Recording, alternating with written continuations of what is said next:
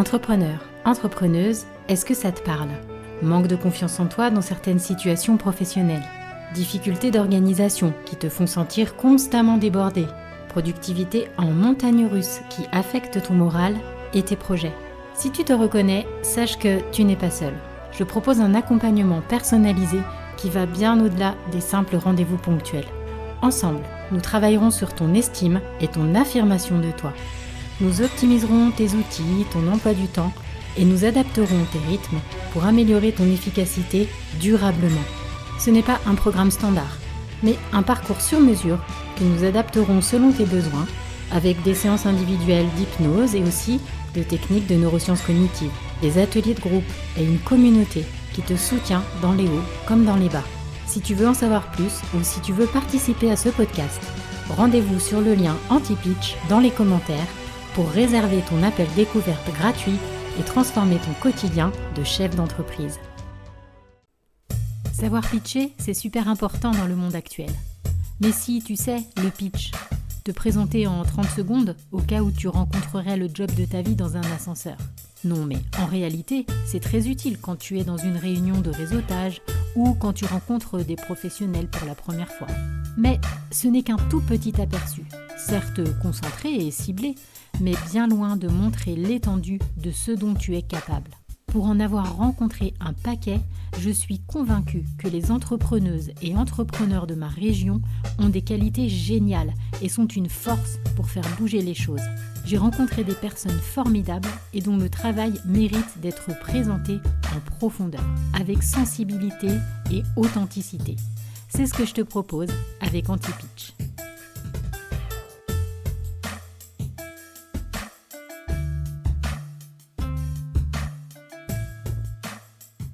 Bonjour Clémentine, Salut Valérie. comment vas-tu aujourd'hui? Eh ben écoute, je vais bien. Merci beaucoup de me recevoir dans Anti-Pitch. Je suis ravie d'être là. Écoute, moi aussi, c'est un vrai plaisir. Ça va être un épisode un peu, particulier, puisqu'aujourd'hui, on va pas seulement parler de ton entreprise, mais, en particulier, on va, s'intéresser à tout ce qui est communication, puisque c'est ton domaine. Mais je vais quand même te faire passer par, le petit rituel, d'entrée, qui est un portrait chinois. Ça permet de briser la glace, de faire un petit peu connaissance, avec, avec ton entreprise. Donc tu connais le principe? Je connais le principe des portraits chinois, tout à fait. Eh ben, écoute, c'est parti. Si ton entreprise était un objet, qu'est-ce que ce serait? Un ordinateur. OK. Si c'était un animal? Je suis pas très douée dans les oiseaux, mais je dirais un oiseau parce que ça chante, tu vois, ça parle, ça prend de la place un petit peu. Mais Bien, après quel style d'oiseau, je sais pas exactement. Un oiseau. dans l'idée du chant, des petites notes, voilà. OK, très bien. Si c'était un adjectif? Naturel. Si c'était un personnage, alors ça peut être un personnage, réel ou fictif? Il y a tellement de personnages auxquels je pense et en même temps, est-ce que vraiment ils correspondent à ma boîte ou juste parce que je les kiffe trop et que voilà? Alors si ma boîte était un personnage, bah, je dirais quand même Brooke Davis des frères Scott. OK, Forte, déterminée, qui se laisse pas marcher sur les pieds et d'accord. Donc là, c'est résiliente. Tu vois? je me demande si ça te décrit toi ou si ça décrit ta boîte ou peut-être un peu les 2 du coup? Ça décrit forcément un peu les 2 parce que ma boîte, c'est moi, je suis toute seule et cetera donc voilà.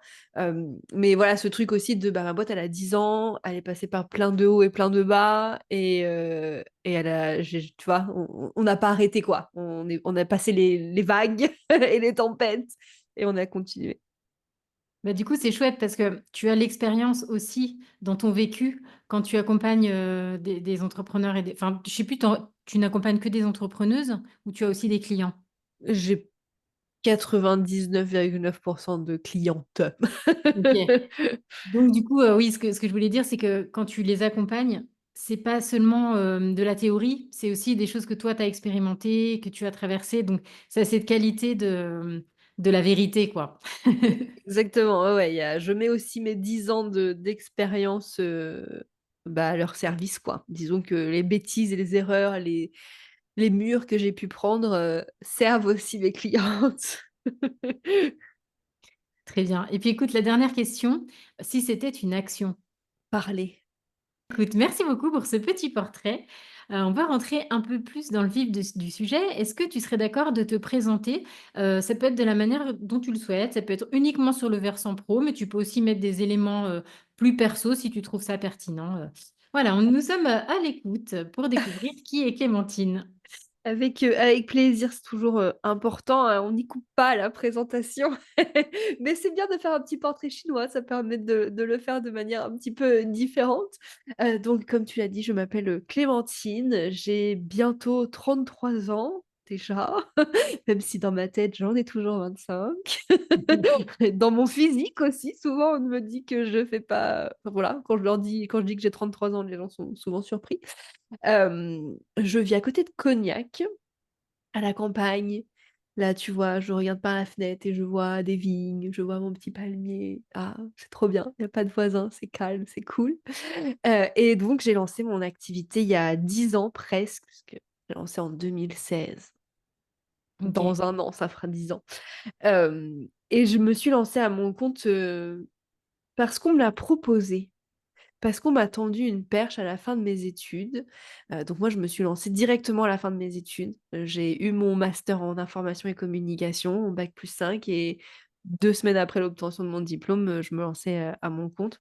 Ouais, 1 mois parce que j'ai eu des vacances quand même, mais hem, parce que voilà, à la fin de mes études, j'ai fait un stage dans une start-up sociale, à Nantes, là où je vivais à l'époque et à la fin de ce stage, on m'a dit: «Bah, on veut continuer à bosser avec toi, mais bah, la start-up, elle a 8 mois, on peut pas t'embaucher. Heu, donc pour te rémunérer de manière légale, faudrait quand même que tu te mettes, en freelance. Donc je me suis retrouvée face à ce choix qui n'était pas du tout, une réalité pour moi. Quand je me suis D'accord. lancée, j'ai pas d'entrepreneur autour de moi, ni dans ma famille, ni dans mes amis, vraiment à part du coup cette, nouvel écosystème dans lequel j'étais rentrée dans mon stage de fin d'études puisque cette start-up était incubée, donc on était avec d'autres entreprises qui venaient de se lancer. Moi, l'entrepreneuriat, le freelancing, tout ça, c'était pas une réalité du tout. Moi, j'étais dans ce schéma classique de tu fais tes études et tu vas trouver un CDI, quoi. Mmh. Tu salarié, tu vois? Moi, j'ai travaillé en tant que salarié, je fais des petits boulots, depuis que j'ai 18 ans à côté de mes études, donc pour moi, c'était pas une option. C'était pas une réalité. Donc cette proposition, voilà, m'est tombée dessus un peu. Donc j'avais ce choix de, bah, OK, une nouvelle réalité, une nouvelle option ou alors, bah, le chemin classique, à la fin de mes études, essayer de trouver, un CDI dans une agence de com, voilà, un peu lambda, quoi. Et donc bah, j'ai sauté sur l'occasion parce qu'on n'a qu'une vie, parce que j'adorais cette boîte, que j'avais créé toute la com et toute la stratégie de com depuis 6 mois, que c'était un projet qui me tenait, très, très fort à cœur et que voilà, j'avais envie de continuer de le mener et donc bah, c'était en 2016 et depuis je me suis pas arrêtée. J'ai pas voulu être entrepreneur, c'était pas voilà, c'était pas un rêve d'enfant de: «J'aurai ma boîte et cetera, je serai, la dirigeante de mon entreprise».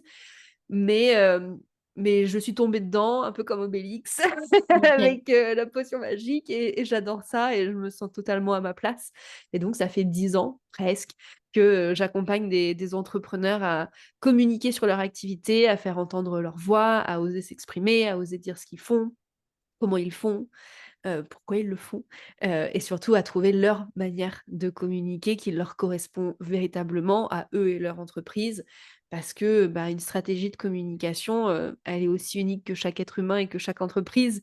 Chaque être humain et chaque entreprise a sa propre stratégie de communication et l'idée, c'est pas d'aller copier-coller, ce que fait le voisin, même si on fait un métier similaire, hem, parce que ça n'aura sûrement, pas beaucoup d'impact si ça nous correspond pas. Donc voilà ce que je fais et à peu près qui je suis ou comment j'en suis arrivée là, en tout cas. OK. On creusera tout à l'heure, la question, principale qui est, ben, ce que tu viens de dire, en dernier, c'est-à-dire, ben, être authentique, avoir quelque chose qui te correspond à toi et cetera. Mais avant, j'aimerais rebondir sur, autre chose, c'est, par rapport à tes débuts, le fait que tu te sois lancé sans trop savoir ce qu'était l'entrepreneuriat, est-ce que tu penses que ça a aidé au fait que tu te lances sans trop réfléchir? Et est-ce que si c'était à refaire aujourd'hui, avec ce que tu connais, tu serais peut-être plus frileuse ou pas? Alors, pas plus frileuse parce que je me suis quand même lancée avec quelqu'un, enfin avec un client. D'accord. Tu vois, je me suis lancée, je savais que j'allais quand même avoir une rentrée d'argent. Alors, on En s'entend, hein, effet. c'était pas des mille et des cents, et voilà, c'était bien au Mmh. début parce que dans la situation où j'étais en couple, où on avait peu de charges, etc., c'était un montant qui me suffisait. Et puis au début, en 2016, il y avait l'ACRE. Du coup, effectivement, les premières années, bah, tu payes quasiment zéro cotisation. Donc, voilà, je me suis quand même lancée avec cette chance-là d'avoir quelque chose, tu vois? Je me suis pas lancée comme beaucoup d'entrepreneurs peuvent le faire, de je me lance, mais j'ai pas entre guillemets «déjà de clients», j'ai pas de filet et cetera. Donc voilà, déjà, effectivement, si je devais recommencer comme ça, oui, je pense que je le ferais parce qu'il y a quand même entre guillemets «cette sécurité-là». Après, est-ce que je le referais sans savoir ce que ça veut dire d'être à mon compte et ce que ça implique d'avoir une entreprise? Non. J'essaierai d'être un peu plus renseignée avant, parce que j'ai quand même passé 3 ans sans savoir vraiment ce que ça voulait dire être à mon compte et à tâtonner de ouf. Alors oui, c'était très bien, j'avais ce client-là, ça a duré pendant 2 ans jusqu'à la fermeture, de l'entreprise. Hem Et puis à côté, bah, voilà, j'étais quand même dans cet écosystème, entrepreneurial, social nantais, donc j'avais quand même pas mal, enfin j'avais un peu travaillé mon réseau, grâce à ces premiers clients-là. Donc j'avais trouvé d'autres clients, voilà, pendant, mes 3 premières années. Mais je savais pas vraiment à qui je m'adressais, je savais pas vraiment ce que je vendais. En gros, on me disait: «Bah, j'ai besoin de ça», moi je faisais, tu vois? Sans vraiment me OK. dire, «Est-ce que ça me plaît vraiment?» et cetera, sans avoir, forcément d'offres très packagées. Donc c'est vrai qu'à cette époque, bah, là, je vous ai dit que je faisais de la stratégie de communication et qu'on réfléchissait à la communication. À l'époque, au début en tout cas, quand je me suis lancée, j'avais plutôt cette casquette de chargée de communication, et D'accord. donc je gérais vraiment toute la com de la stratégie bien sûr, mais aussi la création, de contenu, donc que ça soit articles de blog, réseaux sociaux, mais aussi l'événementiel. Je faisais aussi des relations presse, enfin voilà, tu vois? J'avais, multicasquette quoi. Oui. Mais voilà, à cette époque-là, j'avais pas une vraie boîte quoi, et ça s'est très vite vu en 2019, quand d'un coup, d'un seul, je me suis retrouvée sans client et que j'ai passé, du coup 6 mois, bah, sans faire de chiffre d'affaires. J'ai fait 400 €. Wouhou! Et donc où voilà, là, c'est à ce moment-là où je me suis dit: «Bah, en fait, j'ai pas une boîte, quoi», tu vois? Et donc OK. voilà, aujourd'hui, je me lancerai plus en mode, YOLO, voilà. Je me lancerai parce qu'il y avait quand même cette sécurité-là, mais je me renseignerai plus sur, ça veut dire quoi être entrepreneur et ça veut dire quoi avoir une boîte? Parce que c'est pas juste faire ton métier, en fait. Mmh. Tu vois? Dis Moi, donc quand je me suis lancée, c'était un peu ça le truc, c'était: «Ah bah, c'est bon, je suis freelance, oui. je fais mon métier, je suis à mon» enfin, tu vois? En gros, je fais mon métier à mon compte, je suis indépendante, mais en fait, être, freelance, être entrepreneur, bah, c'est pas juste faire ton taf, quoi. Ouais, il faut qu'il y ait quelque chose de plus structuré et que ton message, du coup, soit plus clair. Ça a un positionnement, des offres précises, savoir à Positionnement. qui tu parles, enfin bref, les Ouais, fondations d'une boîte, quoi. ouais. OK, OK. Si tu devais donner une définition simple de la communication, ce serait quoi? Et bah, tu sais quoi? Je vais reprendre, la définition du dictionnaire, en fait, qui est pour moi la base de tout, qui est la base de ma vision de la communication, pour l pour les entreprises, si on veut. Communiquer, c'est partager quelque chose à quelqu'un, et pour moi, c'est ça aussi communiquer sur son entreprise. C'est partager quelque chose, donc là, en l'occurrence, notre vision, nos valeurs, nos offres, nos conseils et cetera, à quelqu'un, et ce quelqu'un étant notre cible, les personnes avec qui on veut vraiment travailler. C'est très intéressant parce que souvent, on s'arrête au début de la définition. Ça va être communiquer, c'est partager ou dire, mais il manque le à quelqu'un, alors que finalement, c'est essentiel. Bah, c'est le plus important, et c'est souvent, et en tout cas moi, c'est ce que je constate avec mes clients quand on travaille, sur leur communication et que je viens mettre mon nez dans leur com pour voir, là où ça peut pêcher, parce que c'est ça, une grosse partie de mon travail.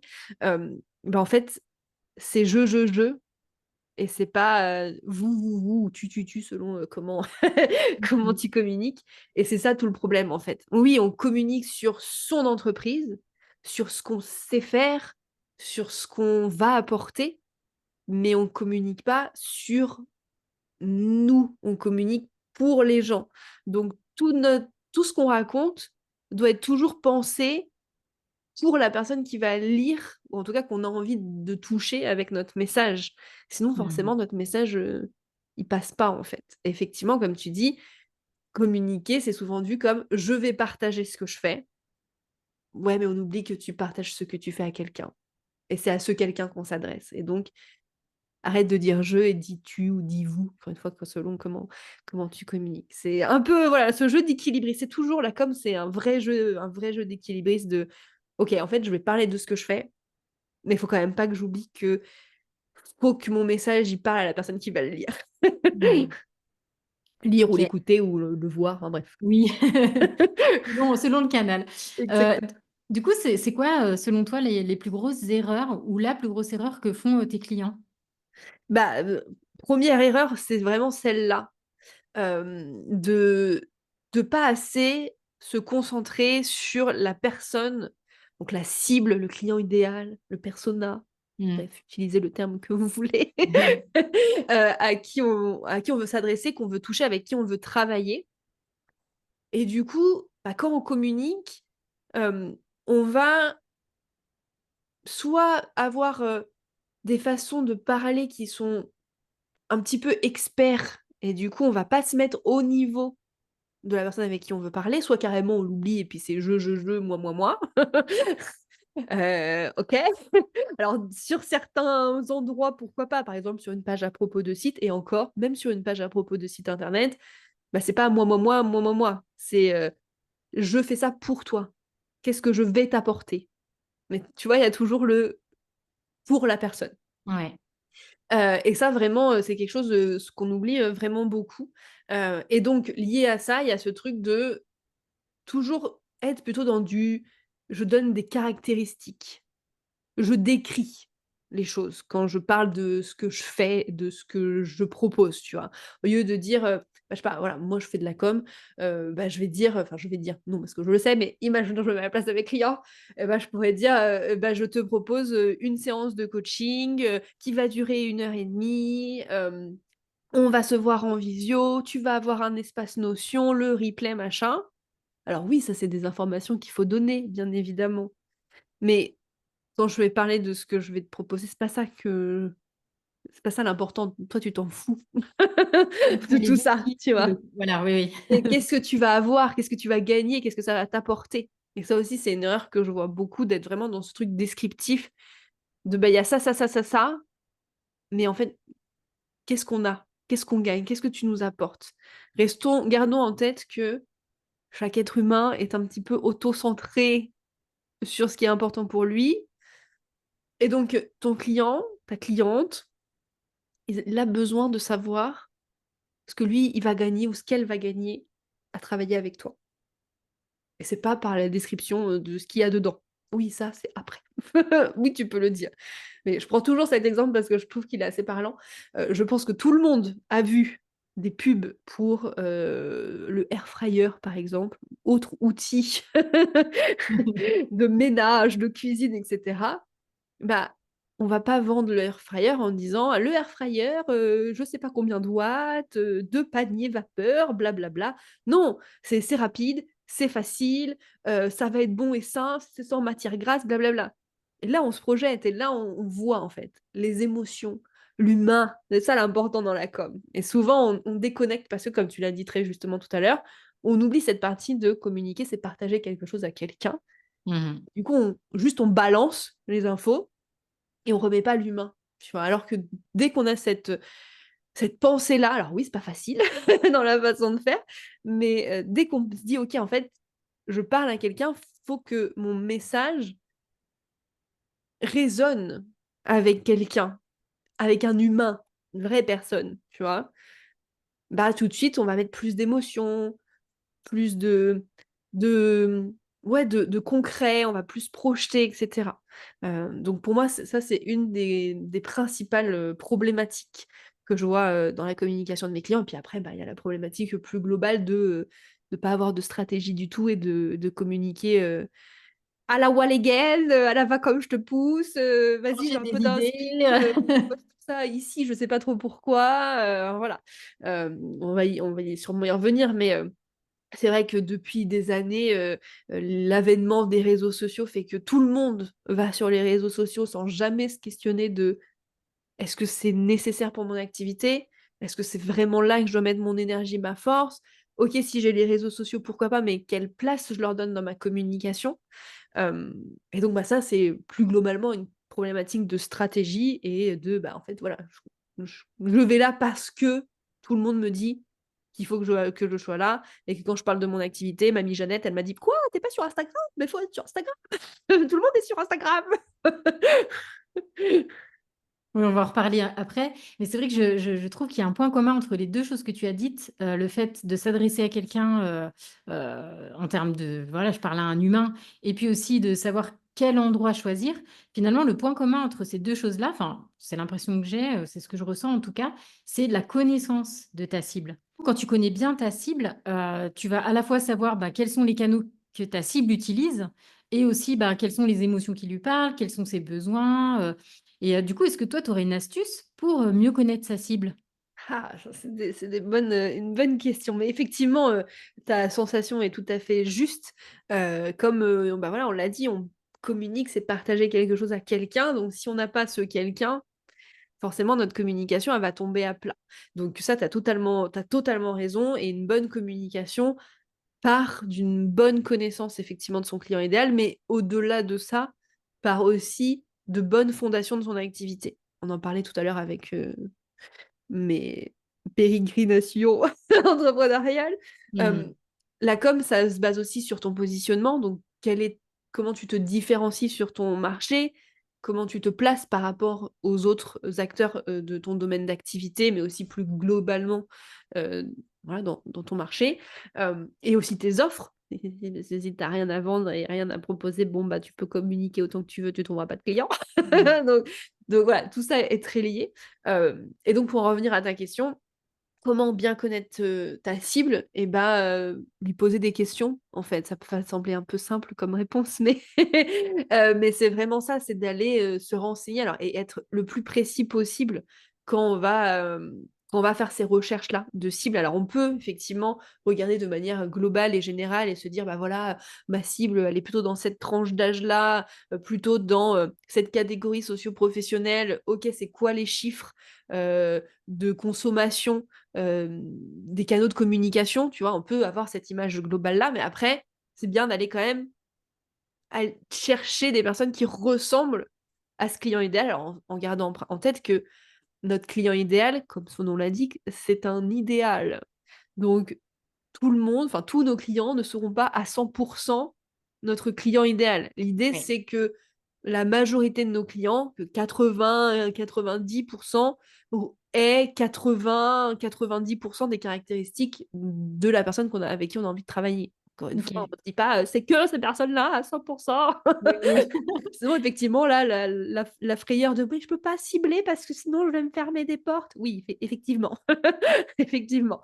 Hem mais oui, aller poser des questions, donc là, ça peut être par plein de manières différentes. Ça peut être déjà d'aller, être un petit peu en mode, enquête, Hercule Poirot et cetera. Oui, désolée pour la vieille ref. Ah, c'est D'aller indémodable. c'est indémodable, je c'est vrai.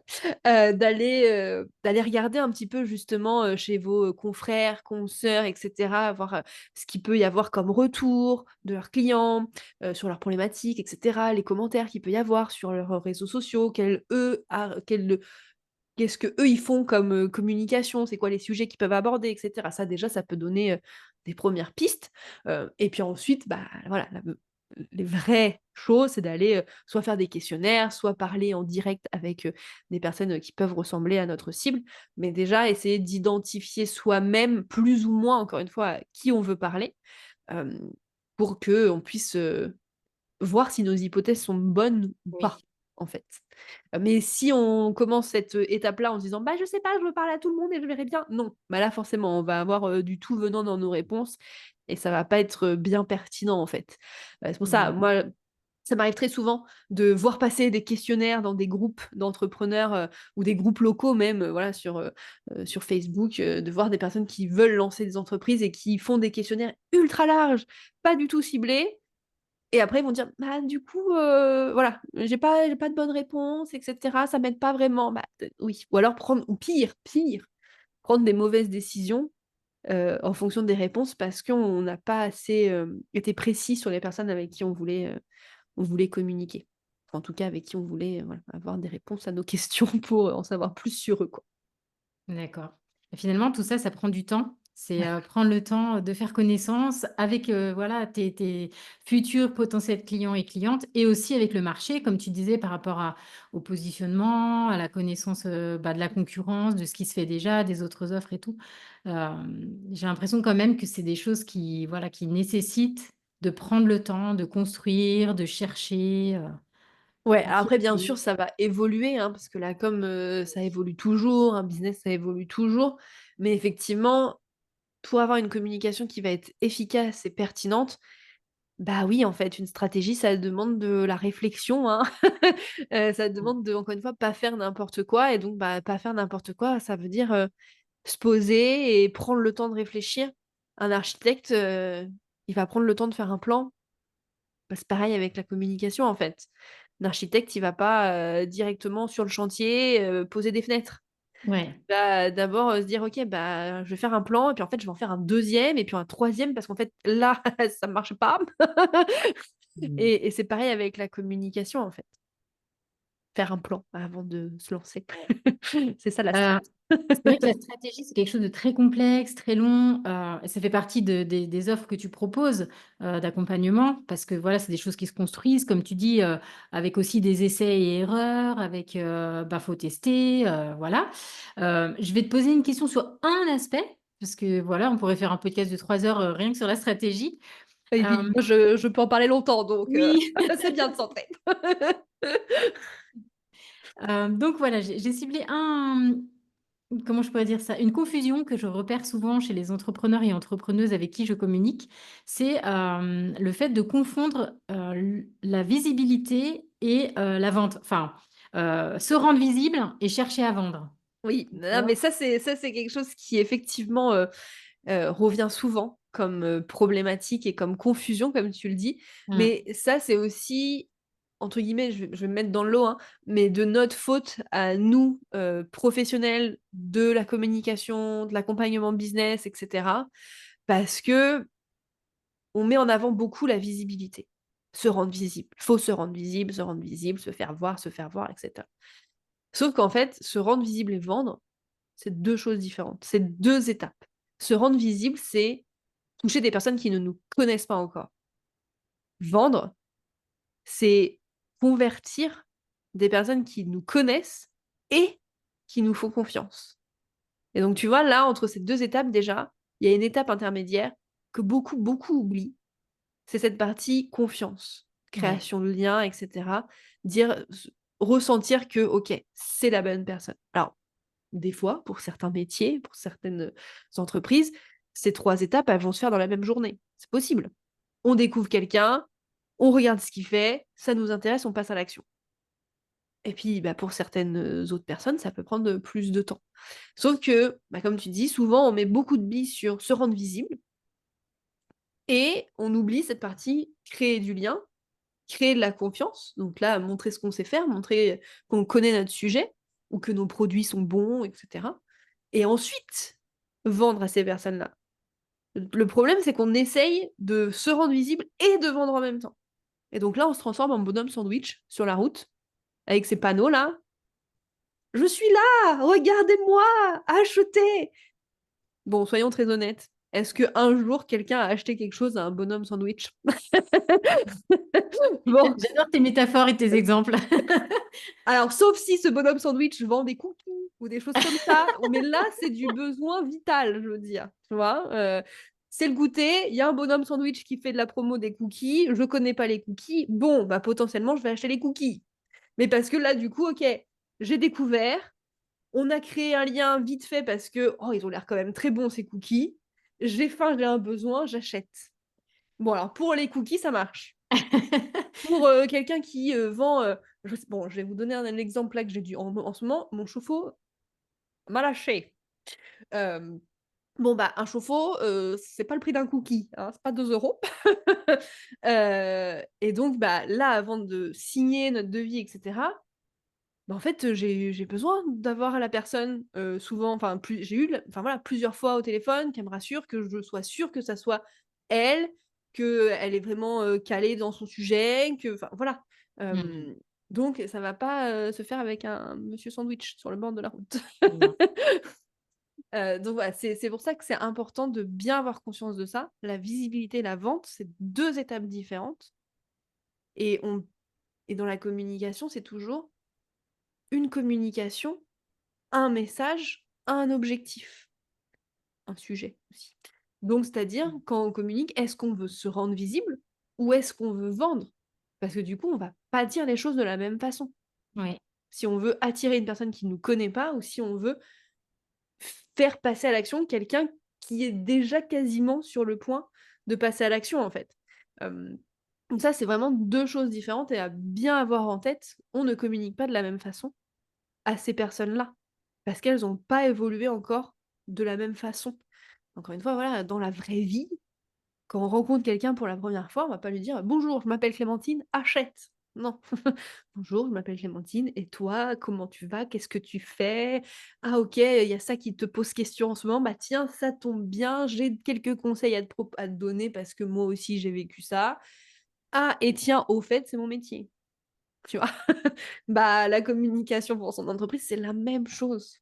C'est pas parce qu'on le fait, par exemple, sur internet ou en physique sur des affiches, des flyers, des cartes de visite, que c'est différent. Et là, on revient à ce qu'on disait tout à l'heure, l'humain. Pensez ça comme pour la personne. Comment vous voulez aussi qu'on qu'on qu'on vous considère vous en tant qu'humain? Parce que souvent, on attire les personnes, qui nous ressemblent aussi. Vous, dans votre façon d'acheter, d'appréhender les choses, bah, sûrement que vous allez attirer des personnes qui veulent vivre ça aussi. Donc voilà, réfléchissez aussi, est-ce que vous, vous aimeriez qu'on vous désolée pour les vendeuses de Sephora, mais est-ce que vous voulez être une vendeuse de Sephora où vous passez la porte, on vous saute dessus? Ou est-ce que, vous voulez, plutôt, je sais pas, être dans un supermarché où, bon, bah, la personne vous saute dessus, vous vous dépatouillez et si vraiment vous avez besoin, vous savez que vous allez pouvoir trouver quelqu'un dans les rayons, quoi. J'ai rien contre vous, vendeuses de Sephora, si vous m'écoutez. Ça me fait penser à une stratégie, tu sais, qui est d'envoyer un DM, un peu en mode agressif, tu vois? Prospection non consentie, j'en reçois encore et je me demande pourquoi les gens font ça. Est-ce qu'ils ont l'impression que ça va marcher? Enfin et est-ce que ça marche? Parfois, tu sais, la manière, Jean-Claude Duss, «Bon allez, j'y vais comme un bourrin, on sait jamais», Mais je pense que ça marche forcément s'il y a encore des gens qui le font, hein. Mmh. Je veux dire, c'est comme, là ce matin j'en ai reçu 2 en 5 minutes de tu sais les gens qui t'appellent là, au téléphone, que tu as effectivement rien consenti et Oui, c'est vrai, c'est la heureusement même chose. Mmh. bientôt il y a une petite loi qui devrait passer pour interdire les démarchages intempestifs au téléphone, donc ça, c'est cool. Mmh. J'espère qu'un jour ce sera aussi valable pour les DM Insta, mais bon ça, voilà. Donc oui, je pense qu'il y a forcément des gens pour qui ça marche, des personnes sûrement qui sont en souffrance, pour qui, les promesses comme ça, peuvent, voilà, déclencher des choses, tu vois? Ouais.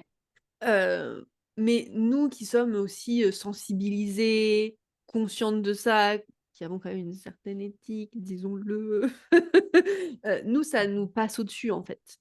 Mmh. Parce que ça va pas nous intér moi les messages comme ça, j'en reçois aussi plein, Mmh.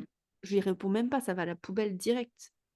Mais un mail de prospection bien fait, c'est-à-dire vraiment personnalisé, où je vois que la personne, elle a pris le temps d'étudier ce que je fais vraiment, de m'appeler par mon vrai prénom, de pas me dire: «Ah, j'adore ce que tu fais, j'ai vu que tu étais entrepreneur». Oui d'accord, tu t'es pas trop renseigné quand même. Hem Là, bah, même si j'en ai pas besoin, tu vois, je vais lui répondre. Je vais prendre ce temps moi aussi parce que je vois qu'elle a mis ce temps-là dans sa recherche. Hem, mais oui, il y a forcément des gens pour qui ça marche, s'il y a encore des gens qui le font et puis ça, c'est sûrement des personnes qui conseillent à d'autres de faire et donc voilà, la Oui. stratégie copier-coller dont on réfléchit pas. Écoute,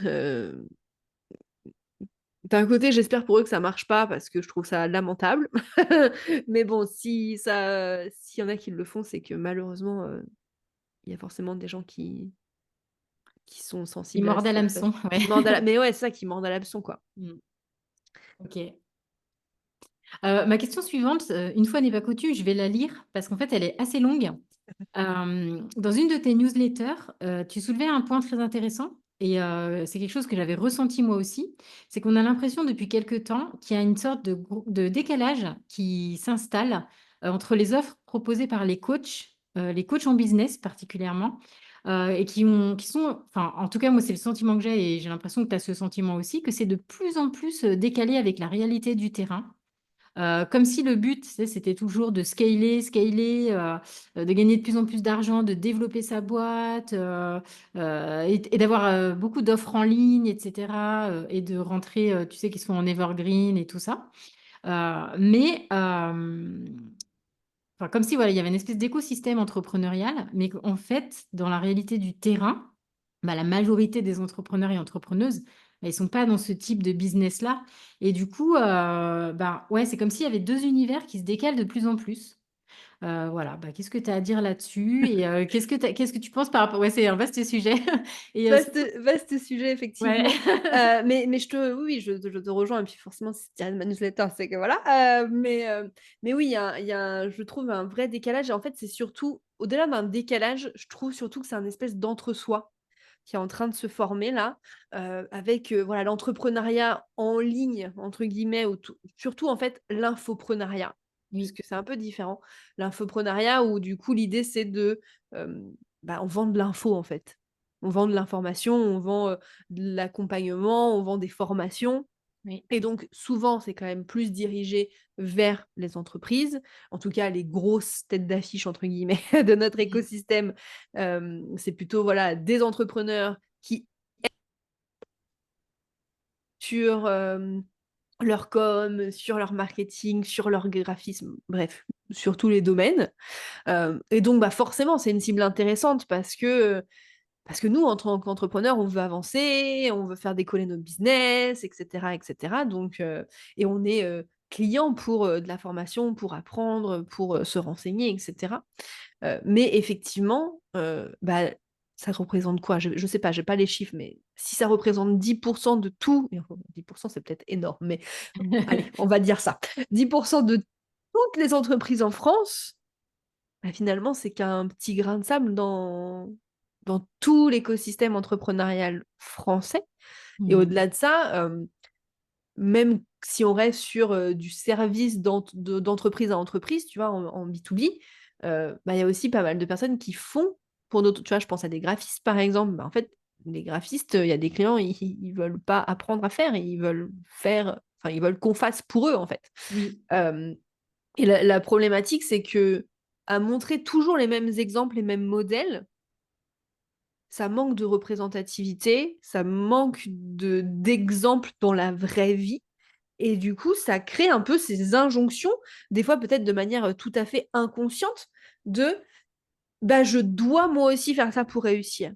Parce que forcément, les entrepreneurs qu'on montre, dans cette microcosme entrepreneurial, c'est toujours ceux qui ont beaucoup réussi, qui, font des millions de chiffres d'affaires, en travaillant, voilà, assez peu de temps. Alors moi, je suis plutôt très pour le slowpreneuriat de pas s'épuiser au taf, hein, donc oui, oui. on peut très bien, gagner sa vie, être bien, sans s'épuiser au boulot. C'est pas ce que je dis. Mais voilà, le modèle qu'on a, c'est voilà, ces entrepreneurs effectivement, comme tu disais, qui scale, qu'il faut rentrer, des centaines et des centaines de clients, en vendant un programme en ligne et qui font de l'argent facile Mmh. et sans travailler, tu vois? Du «revenu passif» entre guillemets, alors que bon, en vrai, c'est jamais vraiment passif, il y a quand même pas mal Mmh. de choses à faire.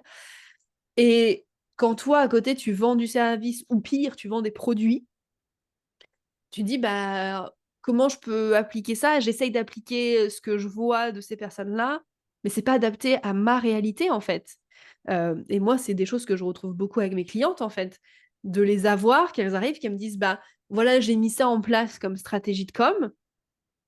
Puis je les regarde, je dis: «Mais là, en fait, tu appliques une stratégie digitale d'une entreprise en ligne, alors que tu as une entreprise physique».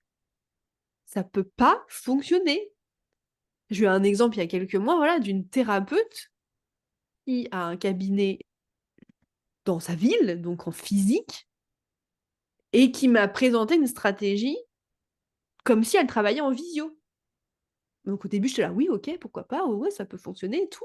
Jusqu'au moment où elle me dit, par contre, moi, je suis 100% en présentiel. Ah ouais, mais là, non, en fait. Là, non, ça va pas du tout fonctionner, en fait. Parce qu'on peut pas miser uniquement, par exemple, sur Instagram, là, pour reprendre cet exemple-là, Mhm. si notre business est totalement local. Parce qu'on ne cherche pas quelqu'un à côté de chez soi sur Instagram. C'est pas fait pour ça. Instagram va intervenir en deuxième temps dans cette partie confiance dont on a parlé tout à l'heure. Oui. Mais pour se faire connaître, pour de la visibilité, Instagram, c'est pas le bon canal quand on a une boutique physique ou un cabinet physique. Parce que pour trouver quelqu'un à 10 km de chez soi, on n'utilise pas Instagram en fait. Ça, attention à ça, tu vois, parce que vraiment, pour le coup, ça crée des injonctions à beaucoup d'entrepreneurs et surtout, ça crée des fausses solutions qui sont pas adaptées à la réalité des entreprises, des entrepreneurs, quoi. Et après, bah, ça fait des dégâts parce que bah, on passe du temps à communiquer, on s'épuise à communiquer, on voit pas de résultats, on se dit ah, pourquoi, machin. Et les autres, ils y arrivent, c'est ce qu'ils font. Ah bah, faut que du coup, je mette en place un tunnel de vente. Ah, c'est pareil, j'ai eu une discussion lunaire il y a pas très longtemps. Une personne qui me dit non, mais je me demande si vraiment c'est utile que je fasse un site web, je vais plutôt faire un tunnel de vente. Mais tu as un business local, non? fais, fais un site web en fait. Ne fais pas un tunnel de vente avec un contenu à télécharger et plein de séquences mail pour vendre quoi? À quelqu'un qui est censé vivre à 15 km de chez toi? Bah non, ça n'a Ouais. pas de sens. Et ouais, des fois j'ai l'impression qu'on oublie en fait ce côté logique. En fait, la com aussi, c'est du bon sens. Tu vois, est-ce que vraiment, pour mon business local ou voilà, pour mon business de prestat de service ou même de vente de produits, j'ai besoin d'utiliser toutes les stratégies et les méthodes qu'utilisent les formateurs en ligne? Bah non, parce qu'on n'a pas le même métier. C'est pas les mêmes clients, c'est pas les mêmes objectifs. Hem, donc attention à ça. Quand vous regardez les autres, questionnez aussi leur propre réalité. Oui, effectivement, cette coach Instagram, elle poste tous les jours sur Instagram et elle vous dit que c'est comme ça qu'il faut réussir. Bah, forcément, elle est coach Instagram. Mais si toi, tu es boulanger, bah, en fait, on s'en fiche. Ouais, du coup, c'est hyper intéressant ce que tu dis. Moi, j'entends trois strates, en fait. La première, c'est que bah, tu as le côté objet brillant, quoi. C'est bling bling, ça fait envie. Donc, c'est pour ça que les personnes ont envie de s'identifier à ces coachs-là, en fait. La deuxième chose, c'est l'autonomie. En fait, on a envie de se débrouiller tout seul, donc on va prendre des stratégies sans vraiment savoir lesquelles sont adaptées et tout ça. Donc finalement, la conclusion, c'est la troisième strate, c'est que la meilleure des stratégies, bah, c'est de faire appel à quelqu'un qui sera là pour toi, en fait. Un professionnel ou une professionnelle dans la problématique dont tu as besoin. Donc si c'est sur la communication, bah, faire appel à un professionnel de communication comme toi qui va prendre le temps vraiment d'observer ton business à toi, où tu le fais, qui est ta cible, puis quelles sont aussi tes appétences, parce que voilà, si tu es quelqu'un qui n'aime pas écrire, bah, un blog, ce sera pas forcément judicieux. Si tu n'aimes pas être face cam, bah, trouver d'autres stratégies. Donc voilà, enfin, c'est une conclusion que j'ai souvent avec mes différents intervenants, c'est que ben, il y a des pros et que quand on peut faire appel à des pros, c'est quand même le top du top, parce que ce sera adapté à soi-même et non pas un truc Carrément. lambda. Ouais.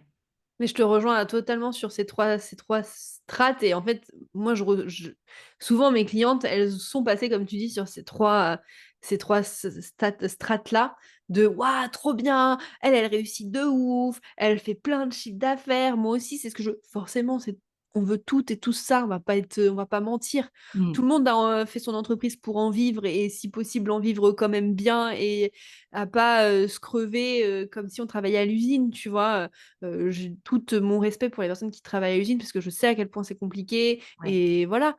Mais quand on est entrepreneur, quand on lance son entreprise, c'est effectivement pour s'élever un peu de de ces conditions-là. Donc on va pas se mentir, bien évidemment que tout le monde, veut faire du chiffre d'affaires et tout le monde veut pouvoir se verser un salaire, qui lui semble correct, chacun avec ses besoins et cetera.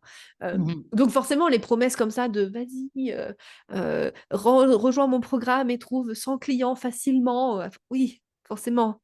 Sauf qu'après, bah, les gens le prennent, investissent, se rendent compte que la moitié du temps, c'est du bullshit. Alors, pas tout le monde, heureusement. Il y a quand même des Oui. personnes qui vendent de la formation, qui font les choses bien et qui t'apportent vraiment des résultats. Mmh. Heureusement quand même, mais ne mentons pas, c'est quand même pas une majorité absolue, hein. Je pense que tout le monde, plus ou moins, a déjà pris une formation qui vendait des trucs de ouf et puis quand on est arrivé dedans, il y avait rien. C'était du vent. Hem, donc 1re déception. Après on se dit: «Bah, vas-y, du coup, j'ai déjà investi, ça m'a servi à rien, je vais tester par moi-même et puis, bah, du coup, un tel, il fait ça, bah, je vais essayer, puis machine, elle fait ça, bah, je vais essayer aussi». Mmh. Mais du coup, on essaye plein de choses sans vraiment, se questionner sur le bon sens de tout ça et puis parce que déjà si on analyse, c'est bien, parce qu'il y a aussi beaucoup de Oui. personnes qui n'analysent pas du tout aussi, tu vois? Qui font les choses et qui se disent: «Bah, ça marche pas, mais je sais pas pourquoi, puis je regarde pas», tu vois? Non et effectivement, bah, après la dernière étape, c'est de se dire: «Bon, bah, là, en fait, je suis un peu entre guillemets «face au mur», je veux que ça marche mieux, qu'est-ce que je peux faire?» Bon, bah, effectivement, je vais aller taper chez quelqu'un en individuel ou pas d'ailleurs, en groupe, ça peut Oui, aussi c'est vrai que ça peut fonctionner. être en groupe, oui. Mmh Ça mh. peut être ça dépend aussi de vos envies et de qu'est-ce qui fonctionne le mieux pour vous, hein. C'est sûr que si vous êtes pas à l'aise avec l'idée de partager un groupe, bon, bah, quelque chose en groupe, ça va pas ça va pas marcher. Mais ouais, carrément, je rejoins, tout à fait ce que tu dis, avec ces trois strates, ouais. Je vais mettre un petit peu l'accent sur, le côté injonction dont tu as parlé et puis dont tu parles souvent. D'ailleurs, ça fait partie du générique de ton podcast. Je pense que c'est une valeur importante pour toi. Donc tu insistes beaucoup sur, l'importance de se libérer des injonctions pour trouver, ben, ce qui te correspond, en fait. Donc je vais prendre un exemple, mais tu peux aussi, dévier sur autre chose. J'ai pas mal de clients qui ont, par exemple, la sensation qu'être présent sur les réseaux, c'est à l'heure actuelle indispensable. C'est surtout valable pour, tu sais, les personnes qui bossent dans le numérique ou dans l'informatique. Pour eux, c'est le nerf de la guerre. Il faut absolument être sur Insta.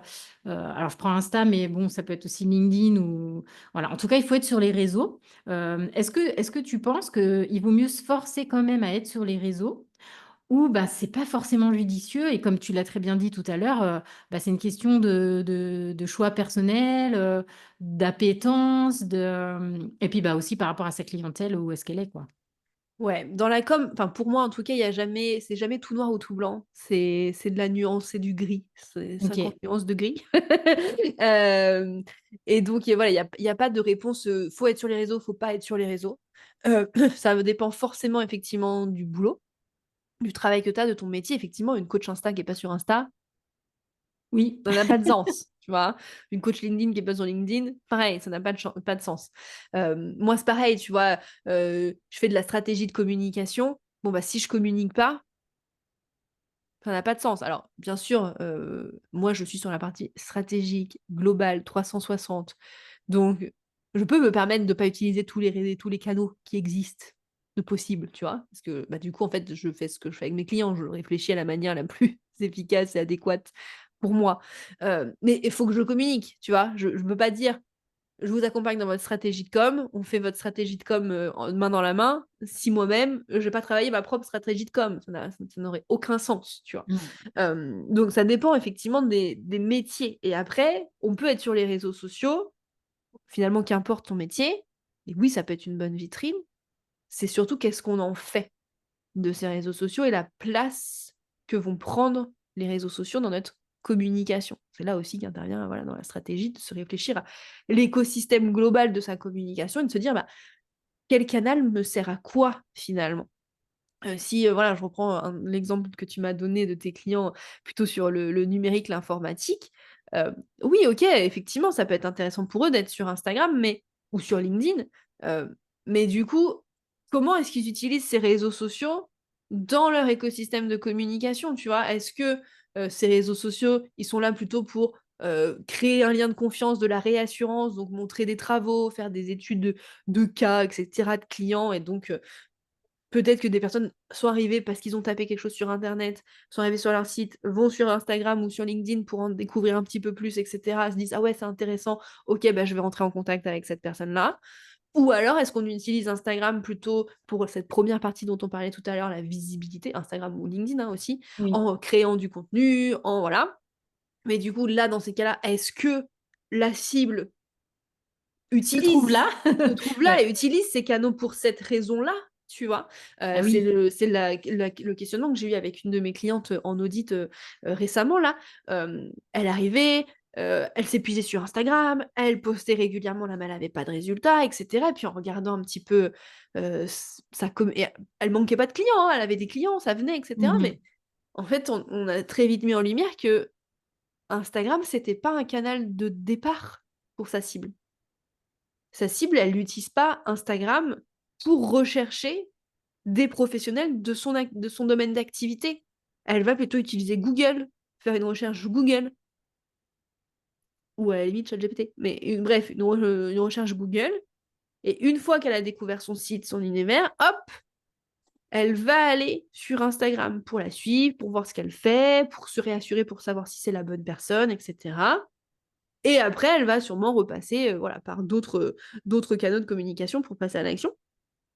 Mais du coup, bah, chercher la visibilité sur un canal que notre cible n'utilise pas comme ça, bah, ça sert à rien. Je reprends l'exemple de mon chauffe-eau. Bon, bah, mon chauffe-eau, il est tombé en panne. Je suis pas allée sur Instagram pour essayer de trouver un chauffagiste. Mon premier réflexe, ça a été, comme pour mon plombier il y a pas si longtemps, j'ai pas cherché sur Instagram pour un plombier. J'ai tapé sur Google. Et par contre, effectivement, bah, mon plombier ou mon chauffagiste, il peut avoir Instagram pour me montrer, comment il a fait, c'est quoi ses réalisations, et cetera. Si j'ai des projets un peu plus grands que bon, pour mon plombier, déboucher les toilettes, effectivement, j'ai pas besoin trop de savoir, ce qu'il fait comme projet, mais là, c'était urgence, donc la le passage, Mhm. visibilité, découverte, vente est allé quand même assez vite dans ces moments-là, bien sûr. Mais voilà, c'est toujours se poser ces questions-là, en fait. Donc c'est pour ça que je te dis de la nuance, parce que je peux Oui. pas dire, «Oui, il faut y être», «Non, faut pas y être». Ça dépend quel métier et ça dépend quelle place on va lui donner aussi. Effectivement, si tu es photographe de mariage ou si tu es architecte ou enfin tout ce qui peut être dans l'univers visuel, oui, bah, Instagram peut être important et oui, les clients peuvent chercher via Instagram et donc dans ces cas-là, c'est important d'y être et d'utiliser ce canal-là pour de la visibilité. Bon, bah, voilà, je sais pas, tu es thérapeute et tu as un cabinet, et tu n'es que en cabinet, bah, en fait, il y a peut-être, d'autres leviers de visibilité pour te faire connaître que les réseaux sociaux, tu vois? J'ai trouvé tes exemples vraiment très pertinents et très parlants et on comprend vraiment bien, l'idée. Du coup, ça me fait penser à 2 personnes.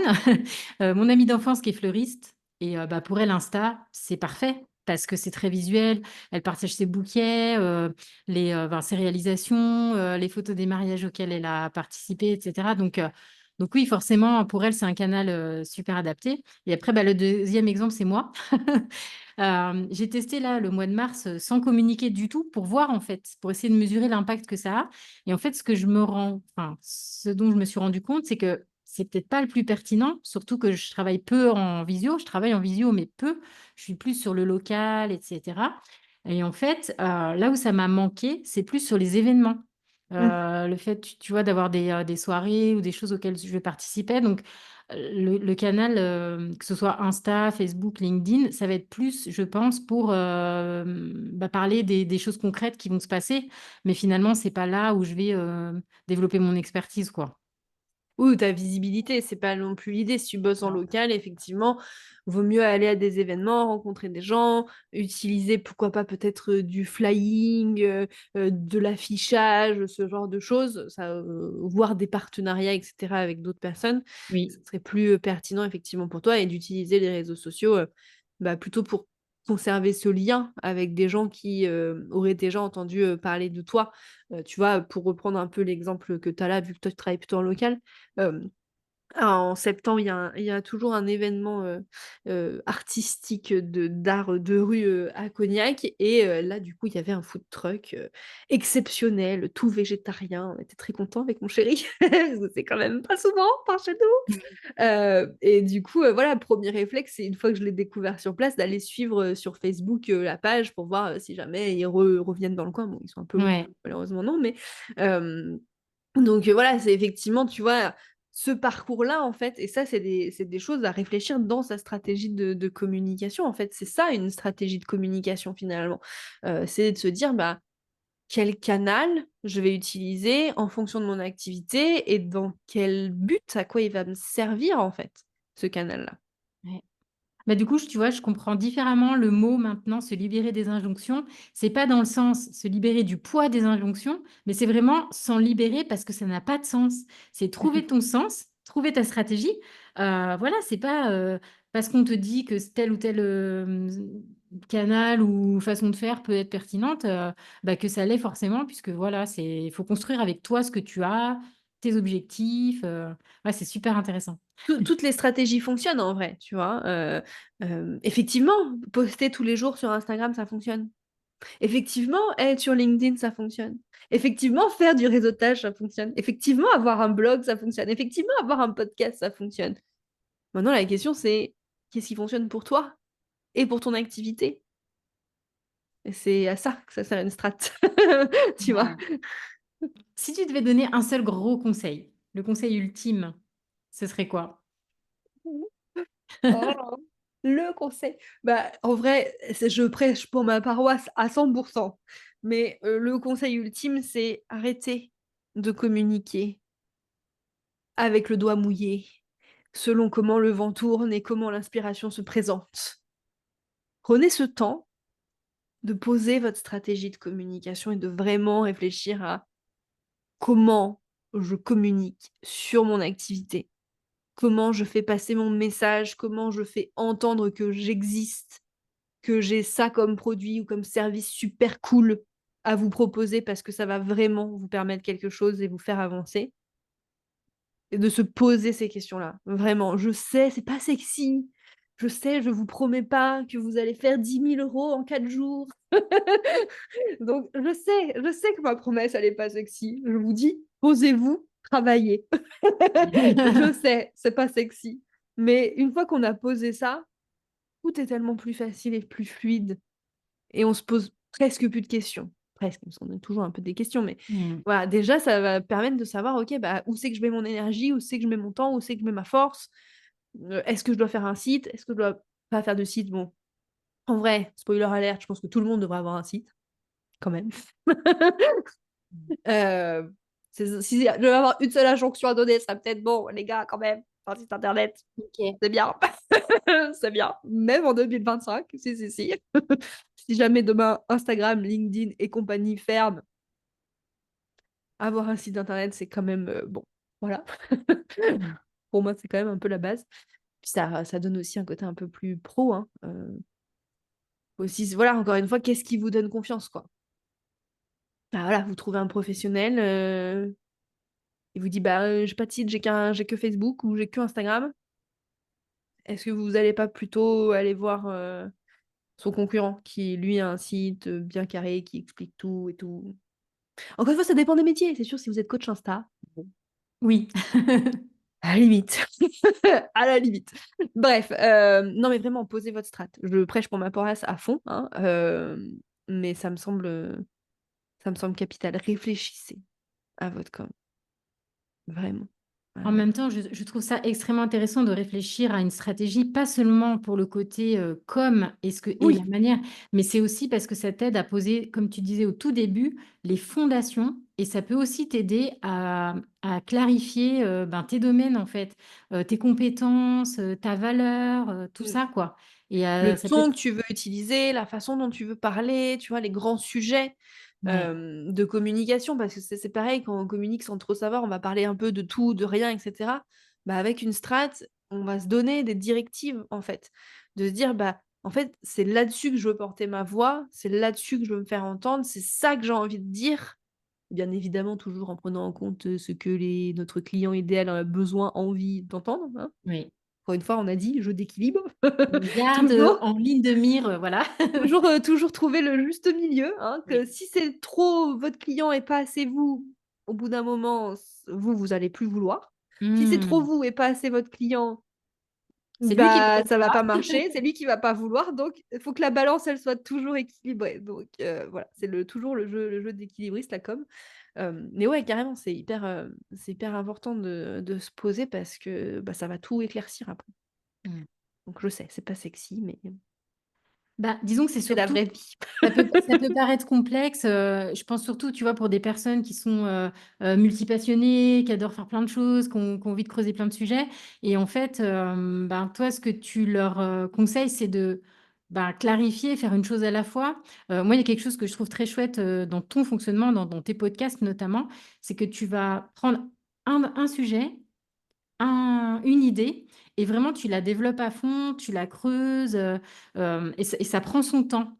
C'est pas, tu balances plein de trucs d'un coup comme ça. Il y a plein de choses, mais les unes après les autres et c'est bien construit, bien creusé, très bien pensé. Voilà, moi, c'est ce que j'apprécie, dans ton podcast, puis dans ta manière de communiquer. Bon, c'est ton travail, hein, on est d'accord?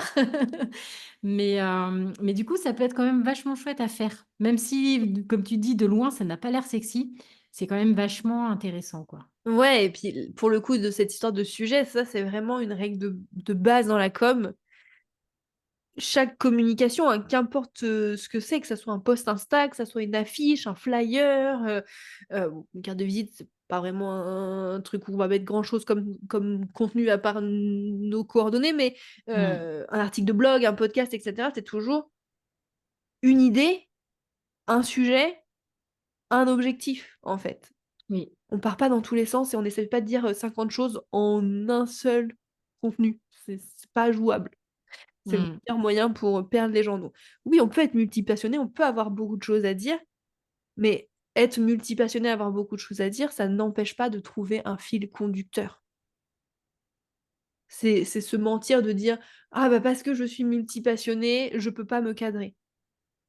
Non, on peut trouver un cadre très grand dans lequel on va pouvoir mettre tout ce qu'on veut mettre, mais que tout ça ait une cohérence ensemble et pas avoir un petit bout par-ci, un petit bout par-là et du coup perdre tout le monde, en fait. Faut penser que la com, elle est là aussi pour emmener les gens dans son univers et donc faut que nous, on soit au clair dans notre tête pour que ça soit clair dans ce qu'on va partager. Si nous, déjà, c'est le fouillis là-haut, c'est sûr que quand on va essayer de le transmettre, ça va être le fouillis et les gens vont pas comprendre. Ouais. Donc c'est aussi cet exercice-là, finalement, quand on pose sa strate de: «OK, qu'est-ce qui est dans mon cerveau et qu'est-ce que je veux transmettre pour que ça soit clair, pour que les gens entendent bien ce que je veux dire aussi?» Oui. Est-ce qu'il y a quelque chose que je n'aurais pas abordé et que tu trouverais important de développer ici? Non, je pense qu'on a déjà abordé, pas mal de choses. Après bon, tu sais, moi tu me connais, hein, tu me lances sur un sujet autour de la com, je peux partir, pendant longtemps donc en vrai, il y aurait plein de points que je pourrais encore aborder, mais mais je pense qu'on a dit assez de choses, pour cet épisode. Beh, écoute, pour que les gens puissent découvrir, les autres sujets que tu aimes, développer, on peut les orienter, sur ton travail. Qu'est-ce qui est le mieux? Et Où est-ce bah, si vous voulez, voilà, plus de voix dans vos oreilles pour, creuser plein de sujets sur la communication, bah, le mieux, c'est mon podcast qui s'appelle «Comme toi», comme, COM et toi, TOI. Et puis, bah, sinon après je suis sur Insta. Pourrez me retrouver. Même si, voilà, au moment où on enregistre cet épisode, je suis en plein questionnement sur, comment j'utilise Insta, quelle place il va avoir dans les mois à venir. Je pense que je vais faire comme toi Valérie et faire une petite pause bientôt pour d'accord. voir ce qu'il en est. Donc après je le garderai parce que moi j'aime bien envoyer des messages et tout, donc c'est quand Oui. même une plateforme intéressante pour ça. Mais voilà, le podcast et puis Insta, principalement, et la newsletter aussi, mais bon, après, il y a tout sur Insta. Voilà, une fois qu'on a trouvé un des liens, on peut C'est suivre ça. les autres. Heu, Normalement, vous devriez pouvoir raccrocher les wagons. bah, écoute, super, je mettrai tout ça, dans les commentaires du podcast. Est-ce que tu as une actualité particulière à partager? Et ben non. Pas particulière. Non, non, j'ai pas d'infos bouillantes, d'événements, de quoi que ce soit. Non, non, rien de particulier. D'accord, rien de spécial pour le moment. Non, non, non, non, Oui, puis voilà. t'as revu tes offres il n'y a pas très très longtemps, J'ai donc revu mes offres il y a pas longtemps, donc normalement, pour l'instant, elles devraient pas trop changer. On verra s'il y a des changements ou pas. On sait jamais, on n'est pas à l'abri, hein. C'est ça aussi non, l'entrepreneuriat. voilà, c'est ça. Savoir s'adapter, rebondir. Et non, non, cette année, on est plutôt en mode on suit le flow, on voit ce qui se passe. Hmm. Donc là, à l'heure où on enregistre, pas de projet particulier. Moi, j'aimerais bien relancer des ateliers en présentiel, mais pour l'instant, j'ai rien lancé. C'est drôle que tu parles de ça parce que j'allais te rajouter une petite question qui m'est venue là. C'est justement, est-ce que en ce moment, tu ressens, toi, le besoin d'avoir plus de présentiel Ouais. Ouais, Ouais, moi, c'est mon gros sujet de 2025. J'ai ok. vraiment envie de remettre plus de présentiel dans mon activité. Euh, J'en avais beaucoup quand j'étais sur Nantes. Là, voilà, depuis que j'ai déménagé, un peu moins.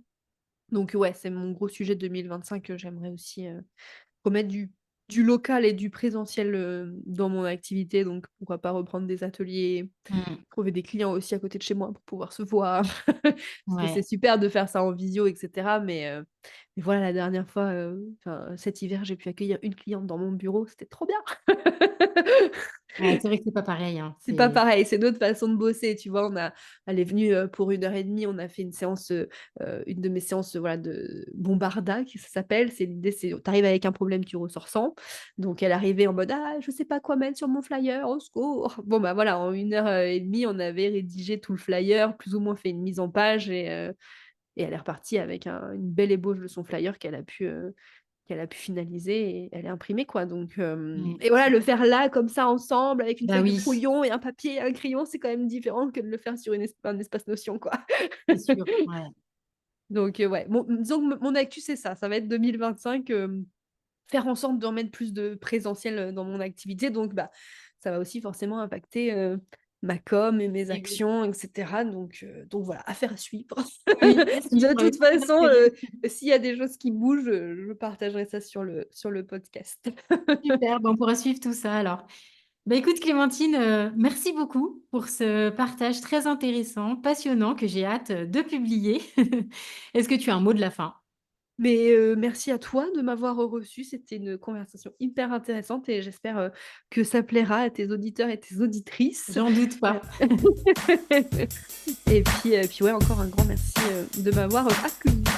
Bah merci à toi, à bientôt. Salut!